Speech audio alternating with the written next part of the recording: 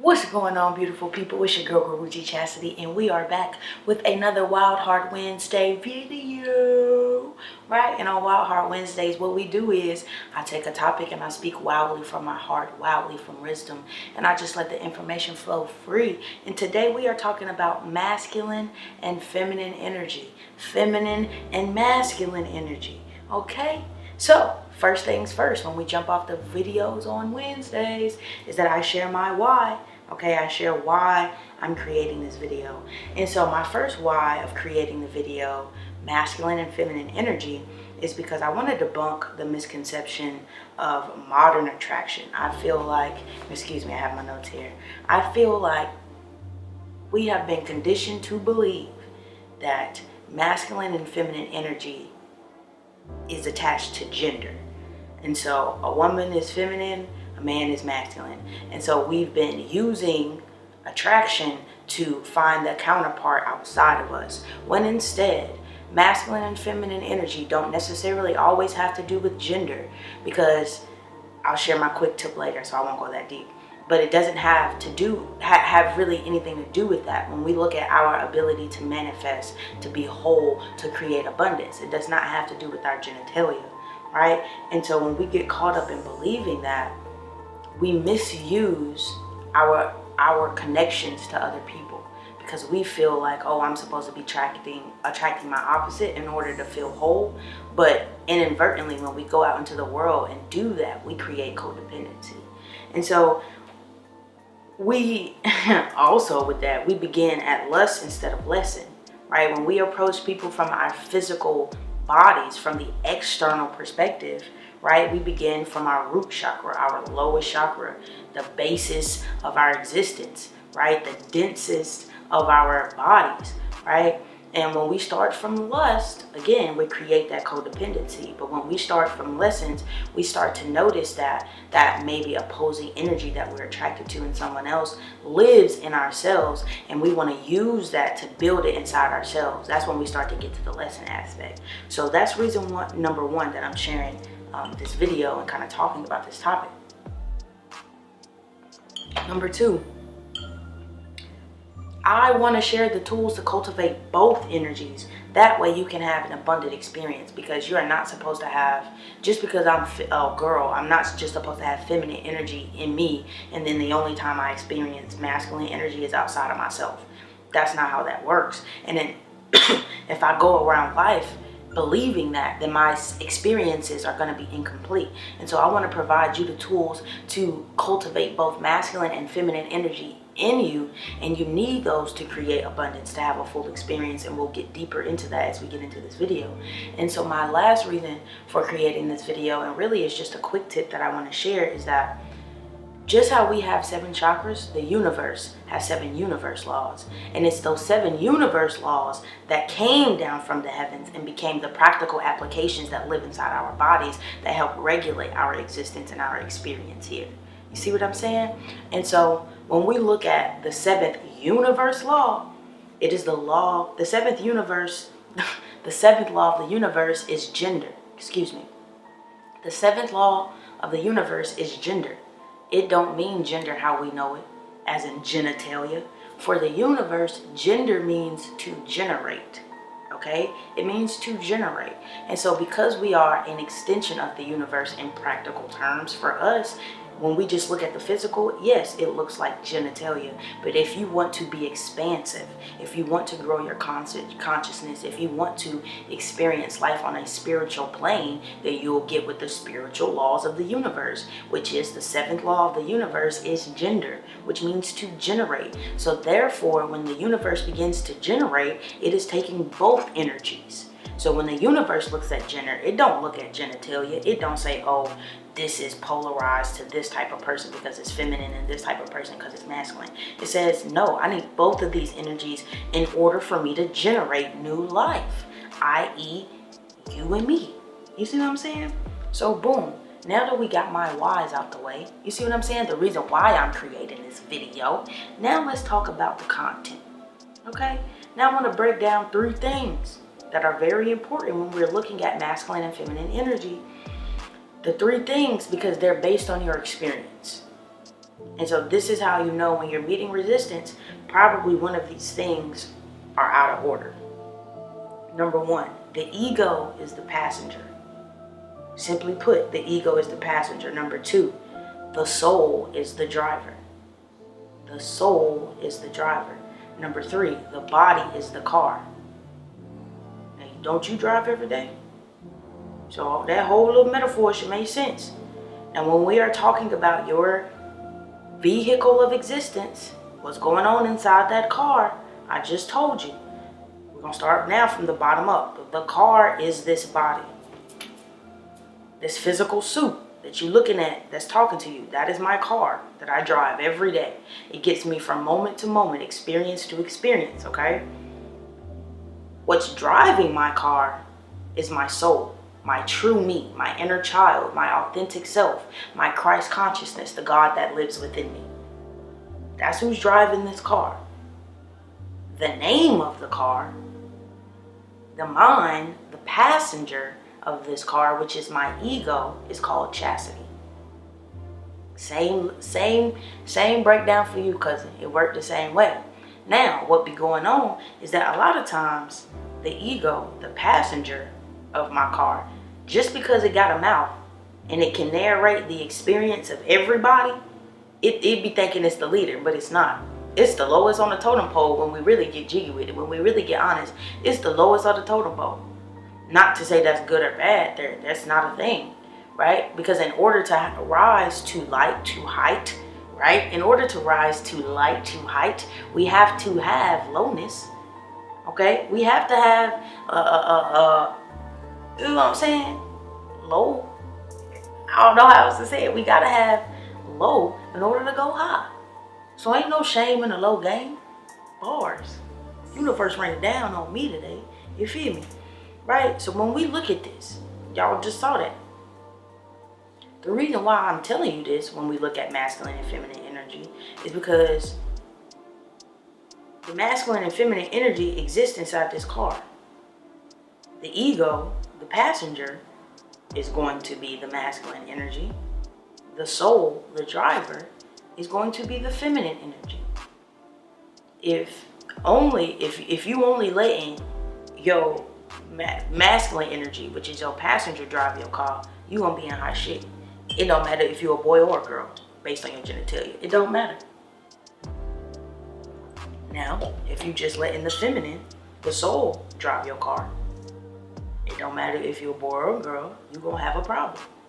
The idea is that they gotta work together. They gotta talk. They gotta be able to give each other breaks. You know what I'm saying? They gotta be able to both step out the car together. They gotta be able to both sit in the back seat together, the front seat, clean the car together. You know what I'm saying? And if they ain't able to do that, they gonna have beef. They gonna have problems. And what that looks like for you outside of this mystical wisdom, right? That looks very woo-woo and like, okay, I get that. Okay, wait, that's kind of crazy. Okay, that's mystical wisdom.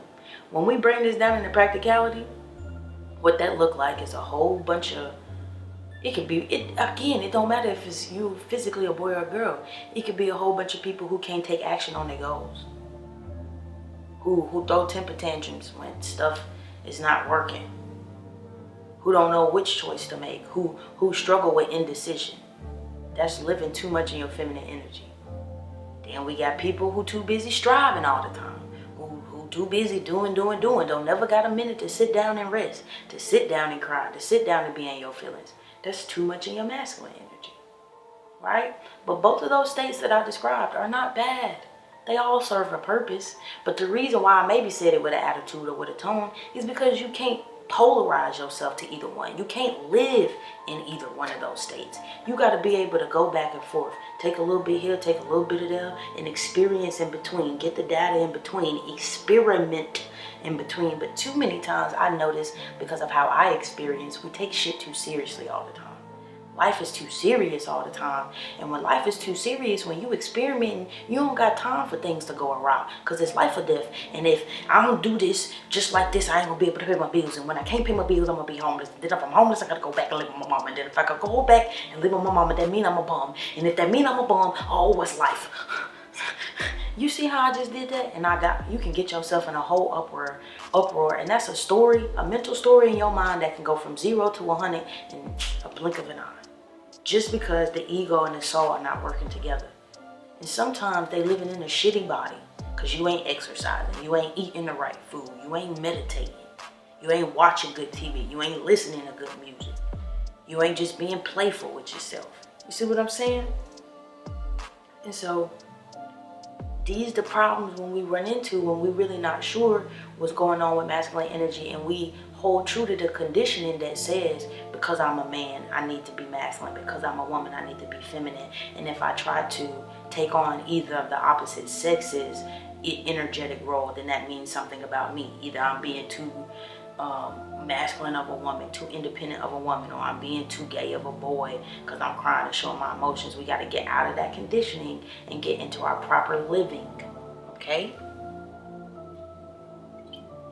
So what I really want to share here, family, is some ways we can begin to practically look at masculine and feminine energy. And it's going to show up right here on the screen. And so what we're going to look at is what masculine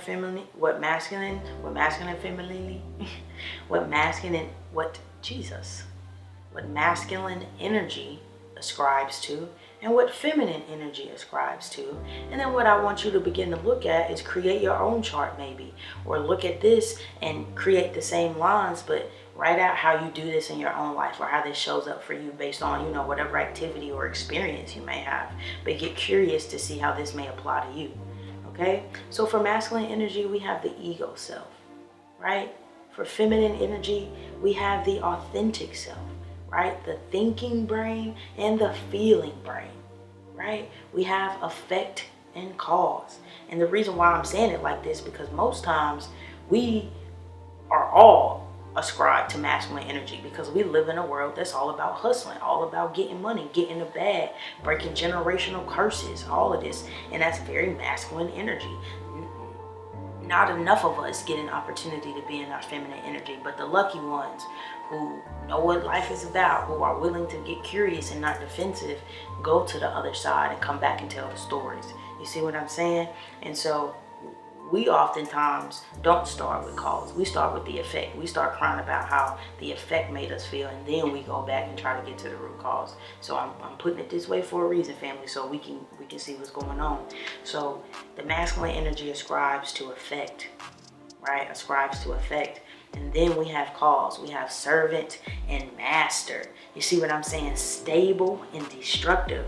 Reset and rest. We know a lot about reset. We always want to turn the page, erase it, forget that happened. But not enough people want to say, ooh, I need to take a moment and rest. Even though that could look like 5 days of not being on social media. 5 days of not going to work. 5 days of not doing something that you want to erase out your memory, that you want to reset and do over, right? Spiritual and emotional, family. Organized and curious, right? But here's the tea. Don't you see, by just looking at this chart side by side, in order to create abundance, a full experience, you need both sides?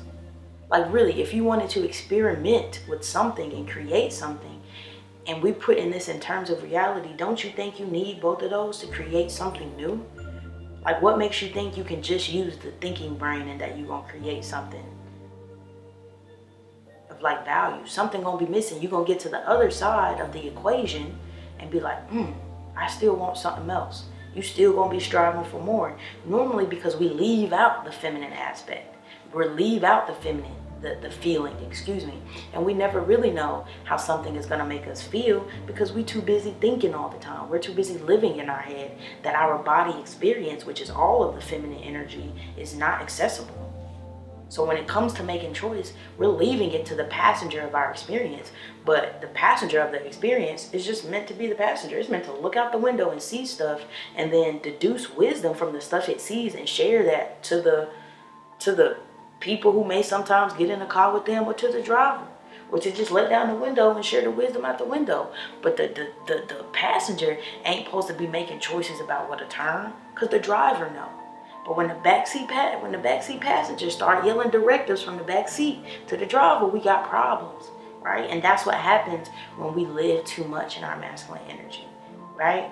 We don't give our feminine energy. We don't give the driver of our experience, our God within, our Christ consciousness, our inner child.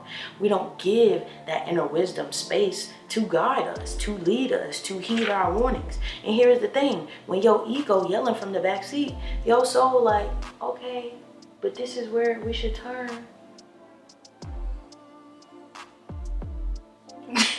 And it's just gonna keep driving wherever you tell it to go. It's only gonna say, hey, I know where to go once, which is called intuition. And if you're not listening because you're too busy hollering directives from the back seat, that's on you, big dog. This is what they mean about being an adult. They're not saying lose your play, use your ability to get curious and have a good time. They just saying that when you make a mistake, when you can't correct your own error of thinking and feeling, it's on you. Ain't nobody coming to fix it. But when you a kid, people come and fix it. When you have a breakdown and you don't know what's going on and you dealing with a shitty story and you a kid, an adult come to you and be like, what's wrong, baby? And they break down what's going on so you can understand. You can calm down and quit crying. But when you become an adult, you got to do that for yourself. That's what they mean, family. So now that we got this chart, I want you to try to apply this to yourself. See how these show up in your everyday life. See what's going on. What kind of work your ego self is making up. What kind of work and thoughts your authentic self is taking up, and see what's going on, okay? And so boom, let's look at 3 things we can do, right? 3 practical steps we can take to apply this. Number 1, write down what you know so you can let go of what you don't. This is simple. Write down what you know so you can let go of what you don't, i.e. journaling. I gotta say this shit in real cool, laid back ways for y'all motherfuckers to do it. Excuse my language. Beep. We gotta bleep it out. Because I feel like the conditioning tell us we too cool, we don't need that, we don't got time for that. But we need to write it down, and here's why. So you can get clear on what you know and let go of what you don't. So this can enhance your faith, because faith is the ability to hold firm to what you know to be true despite appearances. Okay, but here's the thing, if you don't know what you know to be true, then your faith is always going to be tested and it's always going to be messed with. But we don't got to deal with that if we know what we know to be true, right? But if we too busy living off of other people's blueprint, we might get that confused. Okay, number 2, make time to be in your body. It's important, y'all. Now, I'm not gonna cap on it. I don't do all of this every day just because I'm good at teaching it, but it's a part of my life. But 80% of this I do. But the 20% is when I am hustling, when I am getting to the bag, when life is happening, right? And so there's this most beautiful experience that I go through that normally for me it's only a day or 2 in longevity. But it always happens. Today, literally when I'm recording this video, it's day 2, but I can feel it now. The juiciness of when I come home and I sit in this one little yoga position, I'm getting myself in a child's pose. You know, child's pose, you're sitting on your feet and you're sitting upright and then you extend forward. And so you're pretzeling against yourself. But my favorite position is just sitting on my feet and sitting upright. And just breathing and allowing myself to call back all of the energy I called into my body. It's just a split moment in time. And for me, how I learned to attribute it is when you got a partner and you got a boo thing, and you know you get home from work, you may be real quick, but you go get in that shower real quick just so you can lay up under them, so you can snuggle your head up under them titties. You know what I'm saying? You know what I'm saying? That's what that moment is for me. And that's why I be like, no, I got time for that. Because tell your bae that. What if you just came home, took a shower, and then got right to work on hustling on your entrepreneur stuff, but you've been gone for 8 hours? Bae gonna be like, oh, damn. All right, that's cool. And if you do that too much, bae gonna start complaining, whether that's a man or a woman. It's like, dang, we don't ever spend no time together. No. Right? And so for me, I had to learn to do that. My inner child was like, dang, we don't never spend no time together. And when I started getting that feeling and just sitting on my legs like that, sitting upright, resting my shoulders, breathing, lifting my heart to the sky, and just allowing all of me to rest in being, I said, oh, I gotta be with my boo.